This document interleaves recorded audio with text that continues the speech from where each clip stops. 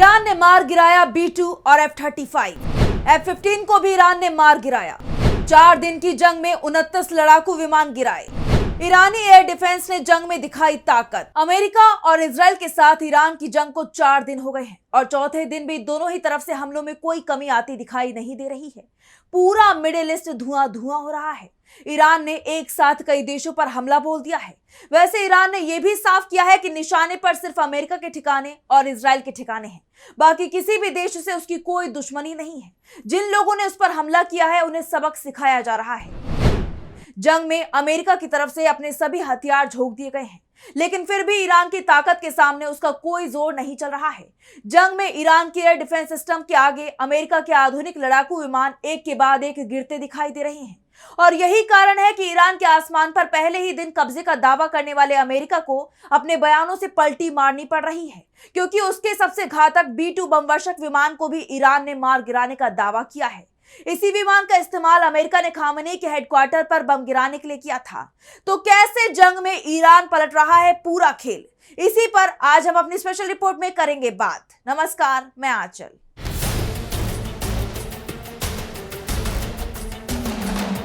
America के लड़ाकू विमानों का ईरान के सामने जोर नहीं चल पा रहा है। 4 दिन की जंग में ही ईरान ने अमेरिका के 29 लड़ाकू विमान मार गिराए हैं और सबसे बड़ी बात तो यह है कि ये सभी विमान बेहद आधुनिक तकनीक से लैस हैं। अमेरिका के जिन विमानों को ईरान ने मार गिराया है उसमें कोई F-16 विमान नहीं है, बल्कि B2 और F-35 और F-15 जैसे अत्याधुनिक लड़ाकू विमान शामिल हैं।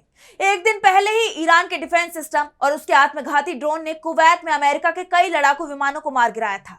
जिन विमानों को निशाना बनाया गया वो अमेरिका के F-15 ईगल लड़ाकू विमान थे।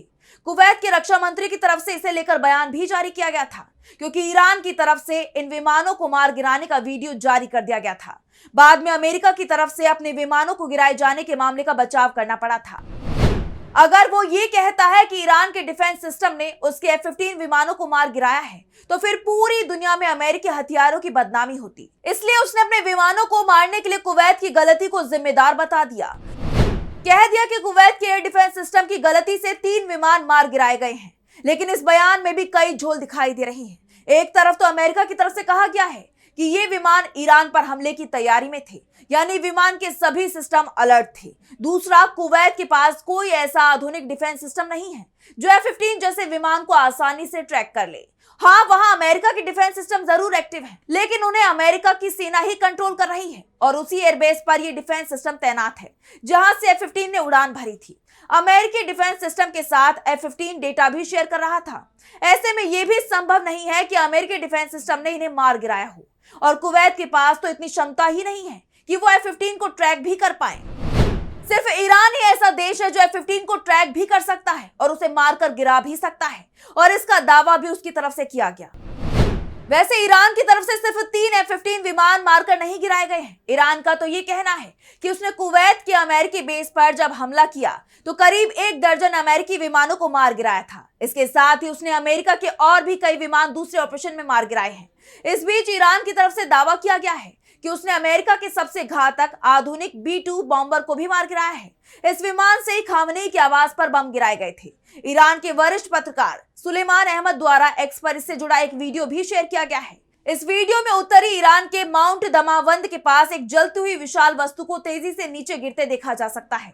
जमीन से टकराते ही इसमें एक जोरदार धमाका होता है। इसे लेकर दावा किया गया है कि ये वही अरबों डॉलर का स्टील्थ विमान है जिसे अमेरिका अपनी सबसे बड़ी ताकत मानता है। अमेरिकी वायुसेना का B2 स्पिरिट दुनिया के सबसे महंगे और खतरनाक विमानों में से एक है। इसकी बनावट ऐसी है कि ये दुश्मन की रडार की पकड़ में नहीं आता। इसकी सटीक मारक क्षमता इसे बेहद खास बनाती है। ये 2000 पाउंड के बमों से लैस होकर गहरी सुरंगों और बंकरों को नष्ट कर सकता है। अमेरिका ने जून 2025 में इस विमान का इस्तेमाल किया था। तब उसने ईरान के 3 परमाणु संयंत्रों पर बंकर बस्टर बम GBU-57 गिराए थे। अमेरिका की तरफ से इस बात की तो पुष्टि कर दी गई है कि खामेनी की आवाज पर बम गिराने के लिए B2 बम्बर का इस्तेमाल किया गया है। इसके अलावा ईरान के दूसरे सैन्य ठिकानों पर भी हमले में इस विमान का इस्तेमाल किया जा रहा है। लेकिन अमेरिका की तरफ से इस बात की पुष्टि नहीं की गई है कि उसका B2 बम्बर ईरान ने मार गिराया है। वैसे सिर्फ B2 बम्बर ही ईरान ने मार नहीं गिराया, बल्कि दावे ये भी किए जा रहे हैं कि ईरान ने अमेरिका का F-35 लड़ाकू विमान भी मार गिराया है।